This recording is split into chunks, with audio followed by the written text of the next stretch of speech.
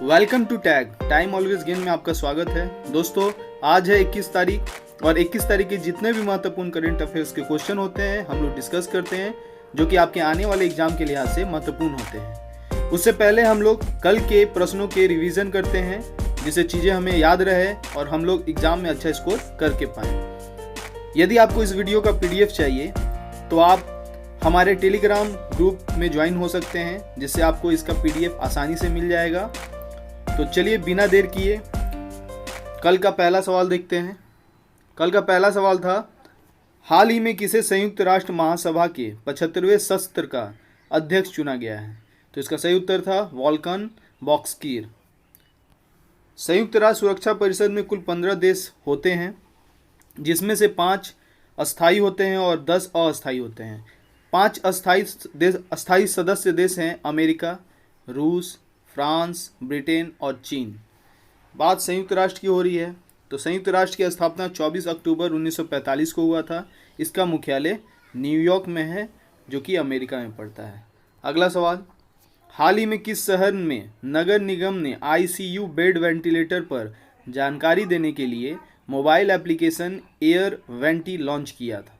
तो इसका सही उत्तर था option B, Mumbai. Maharashtra municipal corporation group of Maharashtra के लिए इस मोबाइल एप्लीकेशन को ऑक्टवेयर टेक्नोलॉजी लिमिटेड ने प्रोबेबिलिटी सॉफ्ट प्राइवेट लिमिटेड के साथ मिलकर विकसित किया है। अब इस ऐप के जरिए कोई भी ICU बेड और वेंटिलेटर की स्थिति के बारे में आसानी से जान सकेगा।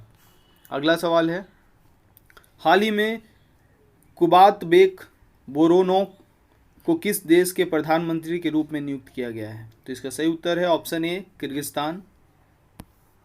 बात किर्गिस्तान की हो रही है तो किर्गिस्तान की राजधानी बिश्केक है और किर्गिस्तान की मुद्रा किर्गिस्तानी सोम और किर्गिस्तान के राष्ट्रपति जो है वो सोरोनबे जैनबेकॉव है। कौन है? सोरोनबे जैनबेकॉव। अगला सवाल था, हाल ही में अ बर्निंग नामक पुस्तक के लेखक कौन है? तो इसका सही उत्तर है ऑप्शन बी, मेघा मजुमदार। अगला सवाल है, हाल ही में EPFO के पैरोल आंकड़ों के अनुसार 2019-20 में औपचारिक रोजगार में कितने प्रतिशत की वृद्धि हुई है? सही उत्तर है इसका ऑप्शन बी, 28.6%।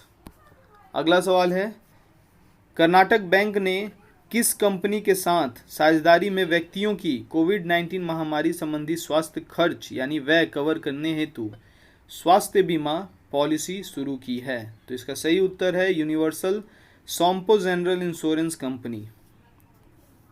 अगला सवाल है, हाल ही में हाउसिंग फाइनेंस कंपनियों के लिए प्रस्तावित नए नियमों के अनुसार भारतीय रिजर्व बैंक ने न्यूनतम निविल स्वामित्व वाले फंड यानी NOE को 10 करोड़ रुपये से बढ़ाकर कितना कर दिया है? इसका सही उत्तर है ऑप्शन बी, 20 करोड़। अब बात RBI की हो रही है तो RBI का पूर्ण रूप होता है reserve bank of India. RBI की स्थापना 1 अप्रैल 1935 में हुई थी। RBI का मुख्यालय मुंबई में है और RBI के वर्तमान में गवर्नर शक्तिकांत दास, जो कि 25वें नंबर के गवर्नर हैं। अगला सवाल, हाल ही में भारत की पहली मोबाइल लैब किसने लॉन्च किया है? इसका सही उत्तर है option C, doctor Harshvardhan Singh. केंद्रीय स्वास्थ्य मंत्री हर्षवर्धन सिंह ने कोविड-19 परीक्षण के लिए भारत की पहली मोबाइल लैब लॉन्च की है। अगला सवाल है, हाल ही में किस बैंक ने शहरी और ग्रामीण क्षेत्रों के लिए विशेष किफ़ायती होम लोन स्कीम सरल लॉन्च किया है? तो इसका सही उत्तर है ऑप्शन डी, ICICI ने। बात ICICI की हो रही है तो ICICI home finance company limited ने शहरी और ग्रामीण क्षेत्रों के लिए एक विशेष किफ़ायती होम लोन स्कीम सरल लॉन्च किया है। इस योजना का लाभ महिलाओं, निम्न मध्यम आय वाले ग्राहक और आर्थिक रूप से कमजोर वर्ग को मिलेगा, जिनकी अधिकतम आय 6 लाख रुपए प्रति वर्ष है। बात ICICI की हो रही है तो ICICI का पूर्ण रूप होता है industrial credit and investment corporation of India. क्या होता है? Industrial credit and investment corporation of India. इसकी स्थापना 1994 में हुई थी। इसका मुख्यालय मुंबई में है और इसके प्रेजेंट टाइम में चेयरमैन बनते हैं गिरीश चंद्र चतुर्वेदी। अगला सवाल था कल का, हाल ही में ब्रिटेन की प्रमुख तेल कंपनी ब्रिटिश पेट्रोलियम भारत के किस शहर में ग्लोबल बिजनेस सर्विस सेंटर खोलेगी? तो इसका सही उत्तर था ऑप्शन ए पुणे। ब्रिटेन की प्रमुख तेल कंपनी ब्रिटिश पेट्रोलियम अपने वैश्विक व्यवसायों को सपोर्ट करने के लिए महाराष्ट्र के पुणे में ग्लोबल बिजनेस सर्विस सेंटर खोलने जा रही है। इस प्रस्तावित ग्लोबल बिजनेस सर्विस सेंटर से लगभग 2000 लोगों को रोजगार मिलेगा। बात ब्रिटेन की हो रही है तो ब्रिटेन की राजधानी लंदन है, ब्रिटेन की मुद्रा पाउंड स्टर्लिंग है और ब्रिटेन के प्रधानमंत्री बोरिस जॉनसन हैं। अगला सवाल, हाल ही में ऑटिज्म से पीड़ित व्यक्तियों के अधिकारों का सम्मान करने के लिए हर साल विश्व स्तर पर ऑप्टिस्टिक प्राइड डे किस दिन मनाया गया है? तो इसका सही उत्तर है ऑप्शन बी 18 जून। इस वर्ष के विश्व ऑप्टिज्म जागरूकता दिवस 2020 की थीम है द ट्रांजिशन टू एडल्टहुड। क्या है? The transition to adulthood. अगला सवाल है, हाल ही में आयरलैंड, मैक्सिको और नॉर्वे को हाल ही में संयुक्त राष्ट्र सुरक्षा परिषद के अस्थायी सदस्य के रूप में चुना गया है। ये क्वेश्चन है कि आयरलैंड, मैक्सिको और नॉर्वे के साथ साथ और किस देश को अस्थायी सदस्य के रूप में संयुक्त राष्ट्र सुरक्षा परिषद में चुना गया है? तो इसका सही उत्तर है अपना भारत। अब बात यूएनओ की हो रही है तो यूएनओ का फुल फॉर्म होता है यूनाइटेड नेशन ऑर्गेनाइजेशन। क्या होता है? United nation organisation. इसकी स्थापना 24 अक्टूबर 1945 को हुई थी और 24 अक्टूबर को ही हम लोग यूएन डे के रूप में मनाते हैं। इसका हेडक्वार्टर न्यूयॉर्क सिटी में है और इसके प्रेजेंट टाइम में सचिव बनते हैं एंटोनियो ग्यूटेरस। कौन है? एंटोनियो ग्यूटेरस। तो दोस्तों, यह था कल तक का करंट अफेयर्स जिसे हम लोग ने रिवीजन किया, जो कि चीज़ें याद रहेगी हम लोगों को, इसलिए हम लोग रिवीजन करते हैं। तो चलिए आज का पहला करंट अफेयर क्वेश्चन देखते हैं। पहला सवाल है कि national institute of public finance and policy यानी NIPFP के अध्यक्ष के रूप में किसे नियुक्त किया गया है? तो इसका सही उत्तर है ऑप्शन बी उर्जित पटेल। उर्जित पटेल को national institute of public finance and policy के अध्यक्ष के रूप में नियुक्त किया गया है। यह एक इकोनॉमिक थिंक टैंक है जो नई दिल्ली, भारत में स्थित है। उर्जित पटेल की नियुक्ति 4 साल की अवधि के लिए की गई है। वह वर्तमान अध्यक्ष विजय केलकर की जगह लेंगे। अगला सवाल, हाल ही में अगस्त 2021 के लिए किसे संयुक्त राष्ट्र निकाय के अध्यक्ष के रूप में चुना गया है? तो इसका सही उत्तर है ऑप्शन सी भारत, अपना भारत। अगस्त 2021 के लिए भारत संयुक्त राष्ट्र निकाय के अध्यक्ष के रूप में काम करेगा। नियमों के अनुसार संयुक्त राष्ट्र सुरक्षा परिषद के अध्यक्ष सदस्य राज्यों के नामों के अंग्रेजी वर्णाक्रम के अनुसार चुना जाता है। प्रत्येक सदस्य 1 महीने के लिए बारी बारी से अध्यक्ष बनता है। भारत, नॉर्वे, आयरलैंड, केन्या और मैक्सिको को हाल ही में परिषद के गैर अस्थायी सदस्यों के रूप में चुना गया था। इन देशों को 2 साल के कार्यकाल के लिए चुना गया है, जो 1 जनवरी 2021 से शुरू होगा।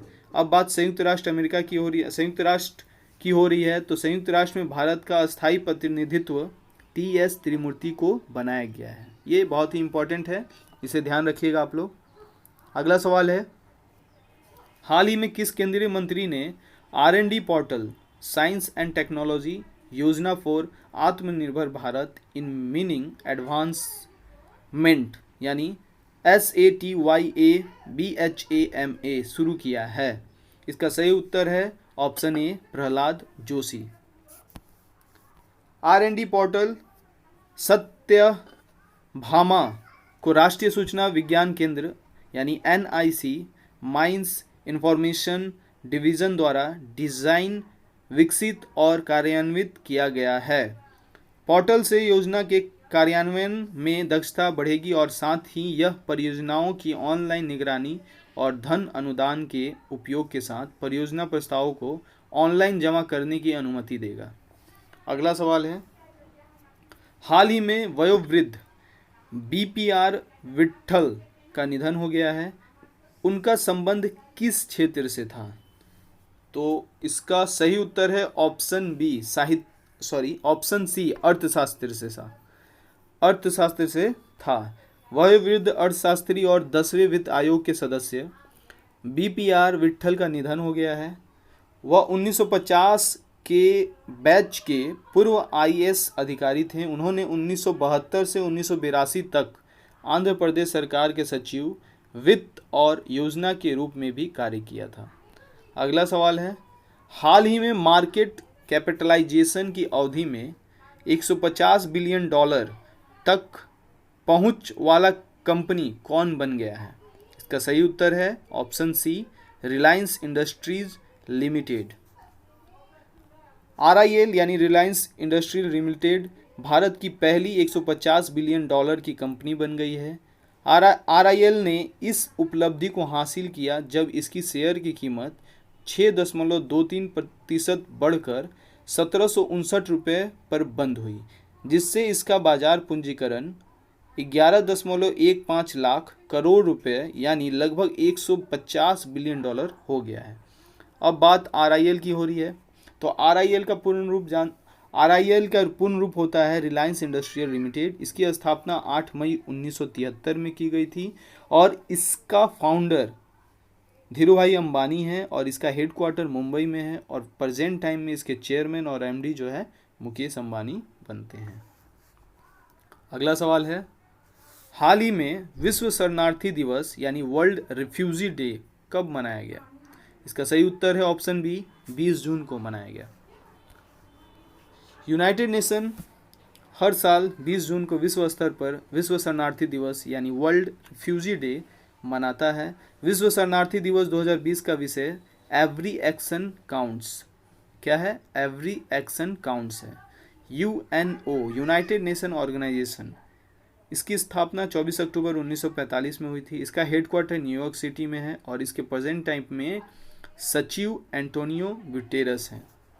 अगला सवाल, हाल ही में भारत के किस राज्य में 19वां महान जून विद्रोह दिवस यानी ग्रेट जून अपराइजिंग यूनिटी डे 18 जून को केकरूपत में मनाया गया? तो ये ऑप्शन सी इसका सही उत्तर है, मणिपुर में मनाया गया। मणिपुर की क्षेत्रीय अखंडता की रक्षा के लिए जून 2001 में अपनी जान गंवाने वाले 18 व्यक्तियों को श्रद्धांजलि और सम्मान देने के लिए हर साल 18 जून को यह दिन मनाया जाता है। अब बात मणिपुर की हो रही है। मणिपुर की राजधानी इम्फाल है। मणिपुर के वर्तमान में मुख्यमंत्री N बीरेन सिंह हैं और मणिपुर के राज्यपाल नजमा हेपतुल्ला बनती हैं। अगला सवाल, हाल ही में विश्व का पहला क्वांटम कम्युनिकेशन सैटेलाइट मीसियस किस देश ने स्थापित किया है? तो इसका सही उत्तर है ऑप्शन बी, चीन ने किया है। इसके बारे में चलिए थोड़ा जान लेते हैं कि मीसियस चीन द्वारा जो 2016 में लॉन्च किया गया था, विश्व का पहला क्वांटम कम्युनिकेशन सैटेलाइट है। यह सैटेलाइट संचार माध्यम को सुरक्षित बनाने के लिए और क्वांटम एन्क्रिप्शन पद्धति का प्रयोग करता है। हाल ही में मीसियस दुनिया का सबसे सुरक्षित संचार लिंक स्थापित करने के लिए प्रकाश का उपयोग किया है, जिसके कारण यह चर्चा में है। मीसियस का नाम एक प्राचीन चीनी दार्शनिक के नाम पर रखा गया है, जिन्हें मोजी के नाम से भी जाना जाता है। बात चीन की हो रही है, तो चीन की राजधानी बीजिंग, चीन की मुद्रा रेनमिनबी जिसे युआन के नाम से भी जानते हैं, और चीन के राष्ट्रपति जो है वो शी जिनपिंग बनते हैं। अगला सवाल है, हाल ही में किस राज्य सरकार ने बाल श्रमिक विद्या योजना शुरू की है? तो इसका सही उत्तर है ऑप्शन सी, उत्तर प्रदेश।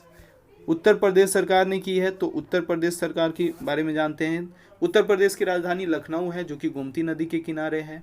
उत्तर प्रदेश के मुख्यमंत्री योगी आदित्यनाथ हैं। उत्तर प्रदेश के राज्यपाल आनंदीबेन पटेल हैं और उत्तर प्रदेश में ही जियो टेक कम्युनिटी किचन जो गूगल के साथ मिलकर शुरुआत की गई है। 800 किलोमीटर सड़क के किनारे हर पेड़ लगाने वाला राज्य उत्तर प्रदेश बनेगा। प्रवासी राहत मित्र ऐप उत्तर प्रदेश ने लॉन्च किया था। आयुष कवच ऐप उत्तर प्रदेश ने लॉन्च किया था और रेड जोन में आरोग्य सेतु ऐप अनिवार्य करने वाला राज्य उत्तर प्रदेश बन गया है। अगला सवाल है, हाल ही में TS वेदर नामक मोबाइल ऐप कहाँ लॉन्च हुआ है? तो इसका सही उत्तर है ऑप्शन डी, तेलंगाना। बात तेलंगाना की हो रही है। तेलंगाना की राजधानी हैदराबाद है। तेलंगाना के मुख्यमंत्री के चंद्रशेखर राव हैं और तेलंगाना की राज्यपाल तमिल राज सौंदर्य राजन है। कौन है? तमिल राज सौंदर्य राजन। तो दोस्तों यह था आज का महत्वपूर्ण क्वेश्चन जो कि आपके आने वाले एग्जाम के लिहाज से महत्वपूर्ण होते हैं। और दोस्तों मैं ये बता दूं कि मैं प्रत्येक करंट अफेयर वीडियो के साथ साथ प्रत्येक दिन एक और वीडियो अपलोड करता हूं जो कि पूरे डिटेल से होता है किसी भी टॉपिक पर। यदि आपको किसी टॉपिक के बारे में डिटेल से जानना हो तो आप उस वीडियो को देखना ना भूलें, जिससे कि आपका नॉलेज बढ़ेगा और कॉन्सेप्ट क्लियर होगा। तो दोस्तों आज के लिए इतना ही। Thank you.